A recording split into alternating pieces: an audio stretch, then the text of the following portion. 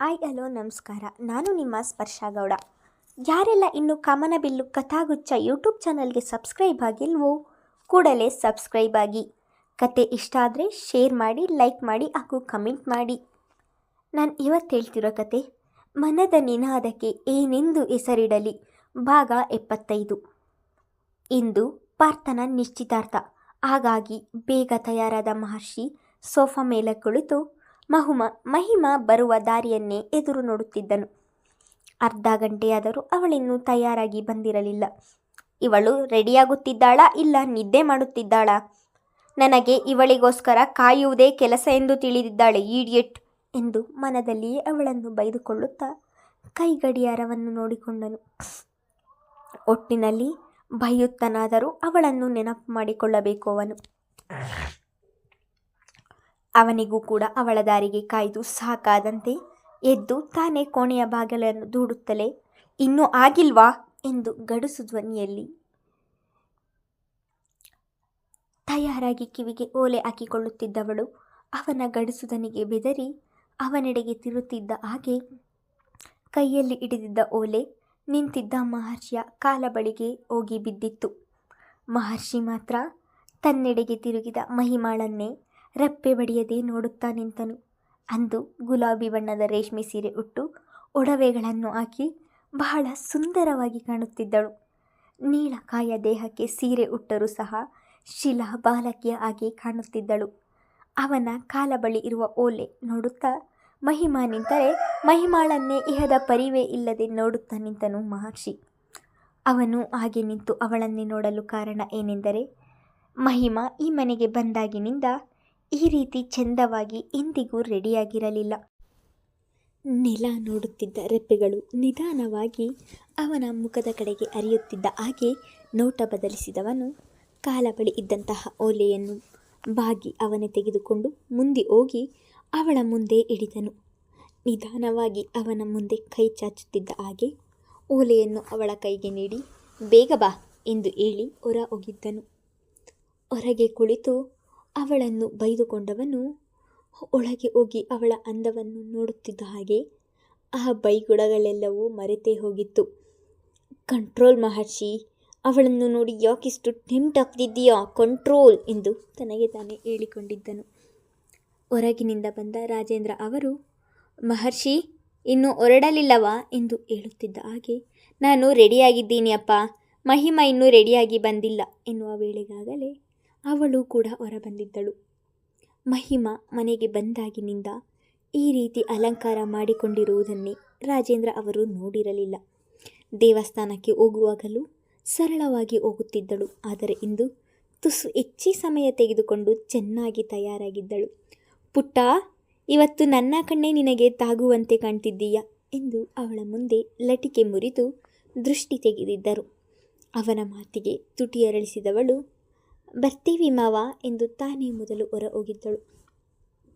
ಅಪ್ಪ, ಪಾರ್ಥ ಅಷ್ಟು ಹೇಳಿ ಹೋಗಿದ್ದಾನೆ, ನೀವು ಬಂದಿದ್ದರೆ ಚೆನ್ನಾಗಿರುತ್ತಿತ್ತು ಎನ್ನುತ್ತಿದ್ದ ಹಾಗೆ, ಅವತ್ತೇ ಅವನ ಎದುರಿಗೆ ಬರುವುದಿಲ್ಲ ಎಂದು ಹೇಳಲು ಮನಸ್ಸಾಗಲಿಲ್ಲ ಮಹರ್ಷಿ. ನಾನು ಎಲ್ಲೂ ಹೋಗುವುದಿಲ್ಲ ಎಂದು ನಿನಗೂ ಗೊತ್ತಲ್ಲ. ಪಾರ್ಥ ಅರ್ಥ ಮಾಡಿಕೊಳ್ಳುತ್ತಾನೆ. ನನ್ನ ಜಾಗದಲ್ಲಿ ನೀನೇ ನಿಂತು ನೋಡಿಕೊ, ಎಲ್ಲ ಮುಗಿದ ಮೇಲೆ ನಿಧಾನವಾಗಿ ಬನ್ನಿ ಎಂದರು. ಆಯಿತು ಎಂದು ತಲೆಯಾಡಿಸಿ ಅಲ್ಲಿಂದ ಹೊರಟಿದ್ದನು. ತನ್ನ ಪಕ್ಕವೇ ಕುಳಿತಿದ್ದರೂ ಅವಳೆಡೆಗೆ ನೇರವಾಗಿ ನೋಡಲು ಆಗದೆ ಕಾರಿನ ದರ್ಪಣದಲ್ಲಿ ಕಾಣುತ್ತಿದ್ದ ಅವಳ ಬಿಂಬವನ್ನು ಪದೇ ಪದೇ ನೋಡುತ್ತಿದ್ದನು ಎನ್ನುವುದಕ್ಕಿಂತ ಅವಳ ರೂಪ ಇಂದು ಅವನನ್ನೇ ಸೆಳೆಯುವಂತಿತ್ತು. ಮೂಡಿಗೆ ಒಳಗಾದವನಂತೆ ಕನ್ನಡಿಯಲ್ಲಿ ಅವಳ ಬಿಂಬವನ್ನು ನೋಡುತ್ತಿದ್ದನು. ಚೆನ್ನಾಗಿ ಕಾಣ್ತಿದ್ದೀಯಾ ಎಂದು ಮನಸ್ಫೂರ್ತಿಯಾಗಿ ಅವಳನ್ನು ಹೊಗಳಲು ಅವನ ಒಣಜಂಬ ಬಿಡಬೇಕಲ್ಲ. ಇಬ್ಬರು ಮೌನದೂರಿಗೆ ರಾಯಭಾರಿಗಳಾಗಿ ದಾರಿಯನ್ನು ಸವೆಸಿದರು. ನಾರಾಯಣರಾವ್ ಅವರ ಮನೆಯಲ್ಲಿಯೇ ವಿಜೃಂಭಣೆಯಿಂದ ನಿಶ್ಚಿತಾರ್ಥ ಮಾಡುತ್ತಿದ್ದರಿಂದ ನೇರವಾಗಿ ಮಹರ್ಷಿ ಅಲ್ಲಿಗೆ ಬಂದಿದ್ದನು. ಅವನು ಅವರ ಮನೆಯ ಮುಂದೆ ಕಾರು ನಿಲ್ಲಿಸುತ್ತಿದ್ದ ಹಾಗೆ ಕಾರಿನಿಂದ ಇಳಿದವಳಿಗೂ ಅವನಿಗೂ ಕಾಯದೆ ದಾಪುಗಾಲಾಕುತ್ತಾ ಒಳಗೆ ಹೋಗಿಬಿಟ್ಟಳು. ಕಾರನ್ನು ಸರಿಯಾಗಿ ನಿಲ್ಲಿಸಿ ಕಾರಿನಿಂದ ಇಳಿದವನು ಅವಳು ಆಗಲೇ ಹೋಗಿದ್ದನ್ನು ನೋಡಿ, ಇವಳಿಗೇನು ಬುದ್ಧಿ ಇಲ್ಲವಾ? ನನ್ನ ಜೊತೆ ಹೋಗಬೇಕು ಎನ್ನುವ ಕಾಮನ್ ಸೆನ್ಸ್ ಕೂಡ ಇಲ್ಲ. ಒಬ್ಬಳೇ ಓಡಿದ್ದಾಳೆ ಎಂದು ಬೈದುಕೊಂಡು ಒಳಗೆ ಬಂದಿದ್ದನು. ಅವರಿಬ್ಬರು ಅಲ್ಲಿಗೆ ಬರುವ ವೇಳೆಗಾಗಲೇ ಅವರಿಗೆಂದು ಸಿದ್ಧವಾಗಿದ್ದ ವೇದಿಕೆಯ ಮೇಲೆ ಪಾರ್ಥ ರಿತನ್ಯ ಇಬ್ಬರು ನಿಂತಿದ್ದರು. ನಾರಾಯಣರಾವ್ ಶ್ರೀಮಂತ ವ್ಯಕ್ತಿ. ಅಂಥವರು ಇರುವ ಒಬ್ಬಳೇ ಮಗಳ ನಿಶ್ಚಿತಾರ್ಥವನ್ನು ಸಿಂಪಲ್ ಆಗಿ ಮಾಡಲು ಆಗುವುದಿಲ್ಲ ಎಂದು ಬಹಳ ವಿಜೃಂಭಣೆಯಿಂದ ಮಾಡಿದ್ದರು. ಅವರ ಸ್ನೇಹಿತರು, ಸಂಬಂಧಿಕರು, ಅದೇ ಊರಿನವರು ಎಲ್ಲರೂ ನಿಶ್ಚಿತಾರ್ಥಕ್ಕೆ ಬಂದಿದ್ದರು. ಇನ್ನು ಪಾರ್ಥನಿಗೆ ಕುಟುಂಬದವರು ಎಂದು ಯಾರೂ ಇಲ್ಲದಿದ್ದರೂ ಊರಿನವರು ಅವನ ಇಲಾಖೆಯ ಎಲ್ಲರಿಗೂ ಆಹ್ವಾನವಿಟ್ಟಿದ್ದನು. ಅವನು ಹೇಳಿದ ಇಲಾಖೆಯವರೆಲ್ಲರೂ ಕೂಡ ಅಲ್ಲಿಗೆ ಬಂದಿದ್ದರು. ವಾವ್ ಪಾರ್ಥ, ಇವತ್ತು ತುಂಬ ಚೆನ್ನಾಗಿ ಕಾಣಿಸ್ತಿದ್ದೀಯಾ ಎಂದು ಅವನ ಬಳಿಗೆ ಹೋಗಿ ಹೇಳುತ್ತಿದ್ದ ಹಾಗೆ ಥ್ಯಾಂಕ್ಸ್ ಮಹಿಮಾ ಎಂದವನು ಮಹರ್ಷಿ ಎಲ್ಲಿ ಎಂದನು. ಅವನು ಮಹರ್ಷಿ ಎಂದು ಹೇಳುತ್ತಿದ್ದ ಹಾಗೆ ತಾನೊಬ್ಬಳೇ ಮುಂದೆ ಬಂದದ್ದು ನೆನಪಾಗಿ ಹಿಂದೆ ತಿರುಗಿ ನೋಡಿದವಳು ಒಂದು ಕೈಯಲ್ಲಿ ಪ್ಯಾಂಟಿನ ಕಿಸೆಯೊಳಗೆ ಹಾಕಿ ಗಂಭೀರವಾಗಿ ನಡೆದು ಬರುತ್ತಿದ್ದವನನ್ನು ನೋಡಿ, ನೋಡಲ್ಲಿ ಬರ್ತಿದ್ದಾರೆ ಎಂದು ಕೈ ತೋರಿಸಿದಳು. ಅವನನ್ನು ನೋಡಿದವನು, ನಾನು ಚೆನ್ನಾಗಿ ಕಾಣಿಸ್ತಿದ್ದೀನಿ ಎಂದು ಹೇಳಿ ನಿಮ್ಮಿಬ್ಬರದೇ ನಿಶ್ಚಿತಾರ್ಥ ಎನ್ನುವ ಹಾಗೆ ಇಬ್ಬರು ಅಷ್ಟು ಚೆನ್ನಾಗಿ ತಯಾರಾಗಿ ಬಂದಿದ್ದೀರಲ್ಲ ಎಂದು ನಕ್ಕನು. ಅವನ ಮಾತಿಗೆ ರಿತನ್ಯ ಕೂಡ ನಗು ಸೇರಿಸಿದಳು. ಮಹರ್ಷಿ ಅಲ್ಲಿಗೆ ಬರುತ್ತಿದ್ದ ಹಾಗೆ ಎಲ್ಲರ ನಗು ನಿಲ್ಲಿಸಿದರು. ಪಾರ್ಥನನ್ನು ತಬ್ಬಿ ವಿಶ್ ಮಾಡಿದವನನ್ನು ಬಿಗಿಯಾಗಿ ಹಿಡಿದು, ಎಲ್ಲರೂ ನಿನ್ನ ಹಾಗೂ ನಿನ್ನ ಹೆಂಡತಿಯನ್ನೇ ನೋಡಬೇಕು ಎಂದು ಇಷ್ಟೊಂದು ಚೆನ್ನಾಗಿ ರೆಡಿಯಾಗಿ ಬಂದಿದ್ದೀರಾ ಎಂದು ಛೇಡಿಸಿದನು. ನೀವಿಬ್ಬರು ಏನು ಕಮ್ಮಿನಾ? ನೀವು ಅಷ್ಟೇ ಚೆನ್ನಾಗಿ ಕಾಣಿಸ್ತಿದ್ದೀರಾ ಎಂದು ಹೇಳುತ್ತಾ ರಿತನ್ಯಾಳಿಗೂ ಕೂಡ ವಿಶ್ ಮಾಡಿದನು. ಅಷ್ಟರಲ್ಲಿ ರಿತನ್ಯ ತಂದೆ ವೇದಿಕೆ ಮೇಲೆ ಬಂದು ಎಲ್ಲರಿಗೂ ಪಾರ್ಥನನ್ನು ಪರಿಚಯ ಮಾಡಿಕೊಟ್ಟು ಅವರಿಬ್ಬರ ಮದುವೆ ನಿಶ್ಚಯವಾಗಿ ಮಾಡಿರುವುದನ್ನು ಹೇಳಿ ಇಬ್ಬರಿಗೂ ಆಹಾರ ಬದಲಾಯಿಸಿಕೊಳ್ಳಲು ಹೇಳಿದರು. ಇಬ್ಬರು ಒಬ್ಬರಿಗೊಬ್ಬರು ಆಹಾರ ಬದಲಾಯಿಸಿಕೊಳ್ಳುತ್ತಿದ್ದ ಹಾಗೆ ರಿಂಗ್ ಎಕ್ಸ್ಚೇಂಜ್ ಮಾಡಿಕೊಂಡಿದ್ದರು. ಛೇ, ಅವರು ಬಾ ಎಂದು ಹೇಳುತ್ತಿದ್ದ ಹಾಗೆ ನಾನು ಬರಬಾರದಿತ್ತು. ಇಷ್ಟೊಂದು ಜನ ಇದ್ದಾರೆ ಇಲ್ಲಿ, ಒಳಗೆ ಹೋಗಲು ಭಯವಾಗುತ್ತಿದೆ. ಅಮ್ಮನಾದರೂ ಬಂದಿದ್ದರೆ ಜೊತೆಗೆ ಯಾರಾದರೂ ಇರ್ತಿದ್ರು. ಆದರೆ ಅವರು ನಿನಗೆ ಹೇಳಿರುವುದು ನೀನೇ ಹೋಗಿ ಬಾ ಅಂದ್ಬಿಟ್ರು ಎಂದು ಸ್ವಲ್ಪ ಮುಂದೆ ಬಂದವಳಿಗೆ ಅಲ್ಲಿ ಮಹರ್ಷಿ ಕಾರು ನಿಂತಿರುವುದನ್ನು ನೋಡಿ, ಅಯ್ಯೋ ಮಾಮನು ಕೂಡ ಬಂದಿದ್ದಾರೆ, ಇವತ್ತು ನಾನು ಇಲ್ಲಿಗೆ ಬರಲೇಬಾರದಿತ್ತು. ರಿತನ್ಯ ಅಷ್ಟು ಹೇಳಿದ ಮೇಲೆ ಹೋಗದೇ ಇದ್ದರೆ ಅವರು ಬೇಜಾರು ಮಾಡಿಕೊಳ್ಳುತ್ತಾರೆ ಎಂದು ಒಂದು ಮನಸ್ಸಿನಲ್ಲಿ ಅಲ್ಲಿಗೆ ಬಂದ ಅಹನಾಳಿಗೆ ಈಗ ನೂರಾರು ಆಲೋಚನೆಗಳು ಬರುತ್ತಿದ್ದವು. ಒಬ್ಬಳೇ ಇರುವುದರಿಂದ ಒಳಗೆ ಹೋಗಲು ಭಯವಾಗಿ ತನ್ನಷ್ಟಕ್ಕೆ ತಾನೇ ಏನೇನೋ ಮಾತನಾಡಿಕೊಳ್ಳುತ್ತಿದ್ದಾಳೆ. ಅಂಜಿಕೆಯಲ್ಲಿ ಅತ್ತಿತ್ತ ನೋಡುತ್ತಿರುವುದನ್ನು ನೋಡಿದ ಅಲ್ಲಿನ ಸೆಕ್ಯೂರಿಟಿ, ಮೇಡಮ್, ಫಂಕ್ಷನ್ ಒಳಗೆ ನಡೆಯುತ್ತಿರುವುದು, ಬನ್ನಿ ಎಂದು ಕರೆದನು. ಫಂಕ್ಷನ್ ಎಲ್ಲಿ ಎಂದು ನನಗೆ ಗೊತ್ತಿಲ್ವಾ? ಇವರು ಹೇಳ್ಬೇಕಾ? ಒಳಗೆ ಹೋಗಲು ಭಯವಾಗಿ ನಿಂತಿದ್ರೆ ಇವರೊಬ್ಬರು ಎಂದು ಅವರನ್ನು ಮನದಲ್ಲಿ ಬೈದುಕೊಂಡು ಒಳಗೆ ಹೋಗಿದ್ದಳು. ರಿತನ್ಯಾ, ಯಾರನ್ನು ಹುಡುಕುತ್ತಿದ್ದೀಯಾ? ಅವಳ ಕಣ್ಣು ಯಾರನ್ನು ಅರಸುತ್ತಿರುವುದನ್ನು ನೋಡಿ ಕೇಳಿದ. ಅಹನ ಬರ್ತಾಳೆ ಅಂತ ನೋಡ್ತಿದ್ದೀನಿ ಪಾರ್ಥ ಎಂದರೆ, ಮೊದಲೇ ಹೆದರಿಕೆ ಸ್ವಭಾವದ ಹುಡುಗಿ, ಅಂಥದ್ರಲ್ಲಿ ಬಟ್ಟೆ ಅಂಗಡಿಯಲ್ಲಿ ಹೇಳಿದ್ದೀಯಾ ಅವಳು ಬರ್ತಾಳಾ ಎನ್ನುತ್ತಿದ್ದ ಹಾಗೆ, ಬರಲ್ಲ ಅಂತೀಯಾ ಎಂದಳು ಬೇಸರದಲ್ಲಿ. ಬರಲ್ಲ ಅನಿಸುತ್ತೆ, ಬೇಜಾರು ಮಾಡ್ಕೋಬೇಡ ಬಿಡು, ಮದುವೆಗೆ ಅವರ ಮನೆಗೆ ಹೋಗಿ ಇನ್ವೈಟ್ ಮಾಡು ಎಂದವನ ಮಾತು ಮುಗಿಯುವ ಮುನ್ನವೇ ಪಾರ್ಥ ಅಲ್ಲಿ ನೋಡು ಎಂದು ಕಣ್ಣರಳಿಸಿ ಹೇಳಿದಳು. ರಿತನ್ಯ ಹೇಳುತ್ತಿದ್ದ ಹಾಗೆ ನೇರವಾಗಿ ನೋಡಿದರೆ ಅಂಜಿಕೆಯಲ್ಲಿಯೇ ಬರುತ್ತಿದ್ದ ಅಹನ ಕಂಡಿದ್ದಳು. ನೋಡು, ನನಗೆ ಗೊತ್ತಿತ್ತು ಅವಳು ಬಂದೇ ಬರ್ತಾಳೆ ಎಂದು ಅದೇ ಖುಷಿಯಲ್ಲಿಯೇ ಹೇಳಿದಳು. ಮುಂದೆ ಬಂದವಳು ವೇದಿಕೆ ಮೇಲೆ ಬರದೆ ಅಲ್ಲಿಗೆ ನಿಂತವಳನ್ನು ನೋಡಿದ ಮಹಿಮಾ ತಾನೇ ಕೆಳಗೆ ಇಳಿದು, ಅಹನ, ಇಲ್ಲಿಯೇ ಯಾಕೆ ನಿಂತಿದ್ಯಾ? ಅಲ್ಲಿಗೆ ಹೋಗೋಣ ಬಾ ಎಂದು ಕೈ ಹಿಡಿದರೆ, ಇಲ್ಲ ಬರಲ್ಲ, ಅಲ್ಲಿ ಮಾಮ ಇದ್ದಾರೆ ಎಂದು ಮಹರ್ಷಿಯನ್ನೇ ನೋಡುತ್ತಾ ಹೇಳಿದಳು. ಅವಳ ಮಾತಿಗೆ ನಗು ಬಂದು ಬಿಟ್ಟಿತ್ತು ಇವಳಿಗೆ.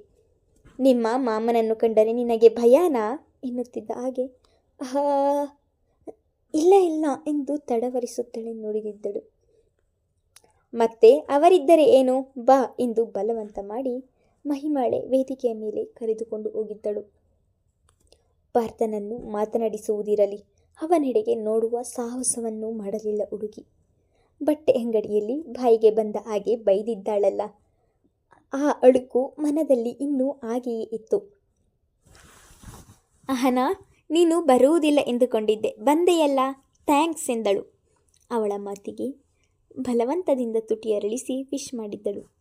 ಅದಾಗಲೇ ಕೆಳಗೆ ಇಳಿಯಲು ಹೋದವಳನ್ನು ತಡೆದ ರಿತನ್ಯ, ಎಲ್ಲಿಗೆ ಹೋಗ್ತಿದ್ದೀಯಾ ಎಂದಳು. ಮನೆಗೆ ಹೋಗಬೇಕು ಎಂದು ಹೇಳಿದವಳ ಮಾತನ್ನು ಕೇಳಿ, ಊಟ ಮಾಡಿಕೊಂಡೇ ಹೋಗಬೇಕು ಎಂದು ತಾಕೀತು ಮಾಡಿದಳು. ಅವಳು ಅಷ್ಟು ಹೇಳಿದ ಮೇಲೆ ಇಲ್ಲ ಎನ್ನಲು ಆಗದೆ, ಸರಿ ಅಲ್ಲಿ ಕುಳಿತಿರುತ್ತೇನೆ, ಆಮೇಲೆ ಊಟ ಮಾಡಿಕೊಂಡೇ ಹೋಗುತ್ತೇನೆ ಎಂದು ಹೇಳಿ ಅಲ್ಲೇ ಇದ್ದ ಒಂದು ಕುರ್ಚಿಯ ಮೇಲೆ ಕುಳಿತಳು. ಮಹರ್ಷಿ ಆಗಲೇ ಪರಿಚಯದವರನ್ನು ಮಾತನಾಡಿಸುತ್ತಾ ನಿಂತಿದ್ದನು. ಮಹಿಮಾಳಿಗೂ ಕೂಡ ಅಲ್ಲಿ ನಿಲ್ಲಲಾಗದೆ ವೇದಿಕೆಯಿಂದ ಕೆಳಗಿಳಿದು ಬಂದವಳಿಗೆ ವಾಶ್ರೂಮ್ಗೆ ಹೋಗಬೇಕು ಎನಿಸಿತು. ಇಲ್ಲಿ ವಾಶ್ರೂಮ್ ಎಲ್ಲಿದೆ ಎಂದು ಗೊತ್ತಿಲ್ಲವಲ್ಲ, ಯಾರನ್ನು ಕೇಳುವುದು ಎಂದು ಯೋಚಿಸುತ್ತಲೇ ಅಲ್ಲಿಂದ ಸರಿದು ಹೋಗಿದ್ದಳು. ಹಾಗೆ ಮನೆಯ ಹಿಂದೆ ಬಂದವಳು ಅಲ್ಲಿ ಅಡಿಗೆ ಕೆಲಸಕ್ಕೆ ಸಹಾಯ ಮಾಡುತ್ತಿದ್ದ ಹೆಂಗಸರನ್ನು ವಾಶ್ರೂಮ್ ಎಲ್ಲಿ ಎಂದು ಕೇಳಿದಳು. ಅವರು ಕೈ ತೋರಿಸುತ್ತಾ, ಹೀಗೆ ಮುಂದೆ ಹೋಗಿ ಎಡಕ್ಕೆ ತಿರುಗಿದರೆ ಅಲ್ಲಿ ಒಂದು ಕಡೆ ವಾಶ್ರೂಮ್, ಇನ್ನೊಂದು ಕಡೆ ಗೋಡೌನ್ ಇದೆ ಎಂದು ಹೇಳಿದರು. ಅವರಿಗೆ ಧನ್ಯವಾದಗಳನ್ನು ತಿಳಿಸಿ ಮುಂದೆ ಹೋದಳು. ಅಲ್ಲಿ ಯಾರೂ ಇದ್ದಂತೆ ಕಾಣಲಿಲ್ಲ. ಒಬ್ಬಳೇ ಬಂದಿದ್ದೀನಿ, ಅದೇಕೋ ಭಯವಾಗುತ್ತಿದೆ ಎಂದುಕೊಳ್ಳುತ್ತಲೇ ವಾಶ್ರೂಮ್ಗೆ ಹೋಗಿ ಹೊರ ಬರುತ್ತಿದ್ದ ಹಾಗೆ ಯಾರೋ ಅವಳ ಬಾಯಿ ಮುಚ್ಚಿ ಎಳೆದುಕೊಂಡಂತೆ ಆಗಿತ್ತು. ಹಿಂದೆಯಿಂದ ತನ್ನ ಬಾಯಿ ಮುಚ್ಚಿ ಎಳೆದುಕೊಂಡವರು ಯಾರು ಎಂದು ತಿಳಿಯಲಿಲ್ಲ ಅವಳಿಗೆ. ಕೈಯನ್ನು ಬಡಿಯುತ್ತಾ ಬಾಯಿ ಮುಚ್ಚಿರುವುದರಿಂದ ಬಿಡಿಸಿಕೊಳ್ಳಲು ಹರಸಾಹಸ ಮಾಡಿದರೂ ಸಹ ಅವಳಿಂದ ಸಾಧ್ಯವಾಗಲಿಲ್ಲ. ಅದಾಗಲೇ ಅವಳ ಇಡೀ ಪೂರ್ತಿ ಶರೀರ ಬೆವರಲು ಶುರುವಾಯಿತು. ಅವನಿಂದ ಬಿಡಿಸಿಕೊಳ್ಳಲು ಕಷ್ಟಪಟ್ಟಿದ್ದರಿಂದ ಒಪ್ಪವಾಗಿ ಬಾಚಿದ್ದ ತಲೆ ಕೂದಲು ಕೆದರಿ ಹೋಯಿತು. ನೀಳವಾಗಿ ಹುಟ್ಟಿದ್ದ ಸೀರೆ ಅಸ್ತವ್ಯಸ್ತವಾಗಿತ್ತು. ತನ್ನನ್ನು ಹಿಡಿದಿರುವವರು ಯಾರು ಎಂದು ತಿಳಿಯದೆ ಒದ್ದಾಡಿ ಹೋದಳು. ಯಾರನ್ನಾದರೂ ಕೂಗಲು ಸಹ ಬಾಯಿ ಬಿಡಿಸಿಕೊಳ್ಳಲು ಆಗಲಿಲ್ಲ. ಬಾಯಿ ಮುಚ್ಚಿದ ಕೈಗಳು ಕಬ್ಬಿಣದ ಹಾಗೆ ಬಲಿಷ್ಠವಾಗಿದ್ದವು. ಎರಡೂ ಕಣ್ಣುಗಳು ಅವಳು ಒಂಟಿಯಾಗಿ ಯಾವಾಗ ಸಿಗುತ್ತಾಳೆ ಎನ್ನುವುದನ್ನು ಕಾಯುತ್ತಿದ್ದವು. ಅವಳು ಹಿಂದೆ ಹೋಗುವುದನ್ನು ನೋಡಿಕೊಂಡು ಅವಳನ್ನೇ ಹಿಂಬಾಲಿಸಿದವು. ಇತ್ತ ಪರಿಚಯದವರ ಜೊತೆ ಮಾತನಾಡುತ್ತಲೇ ಮಹಿಮಾ ಎಲ್ಲಿದ್ದಾಳೆ ಎಂದು ಆ ಇಡೀ ಆವರಣವನ್ನು ಕಣ್ಣಾಡಿಸುತ್ತಿದ್ದನು. ಆದರೆ ಅವಳು ಎಲ್ಲೂ ಕಾಣಲಿಲ್ಲ. ಈಗಷ್ಟೇ ಇಲ್ಲಿದ್ದಾಳಲ್ಲ, ಎಲ್ಲೂ ಹೋದಳು ಇವಳು ಎಂದುಕೊಂಡು ದೇಹ ಅಲ್ಲಿದ್ದರೂ ಸಹ ಮನಸ್ಸು ಮಹಿಮಾಳನ್ನು ಹುಡುಕುತ್ತಿತ್ತು. ಅವಳು ಅಲ್ಲಿದ್ದರೆ ಅಲ್ವಾ ಅವನ ಕಣ್ಣಿಗೆ ಕಾಣಿಸುವುದು. ಆದರೂ ನಿಂತಲ್ಲಿಯೇ ತನ್ನ ಕಣ್ಣಿಗೆ ಕಾಣಿಸುವಷ್ಟು ದೂರವೂ ಅವಳನ್ನು ಹುಡುಕಿದನು. ಮುಂದುವರೆಯುವುದು. ಈಗ ಆ ದುಷ್ಟರಿಂದ ಮಹಿಮಾಳನ್ನು ಕಾಪಾಡುವವರು ಯಾರು, ಮಹರ್ಷಿ ಅಥವಾ ಪಾರ್ಥನ ಎಂದು ಮುಂದಿನ ಸಂಚಿಕೆಯಲ್ಲಿ ತಿಳಿದುಕೊಳ್ಳೋಣ. ಧನ್ಯವಾದಗಳು.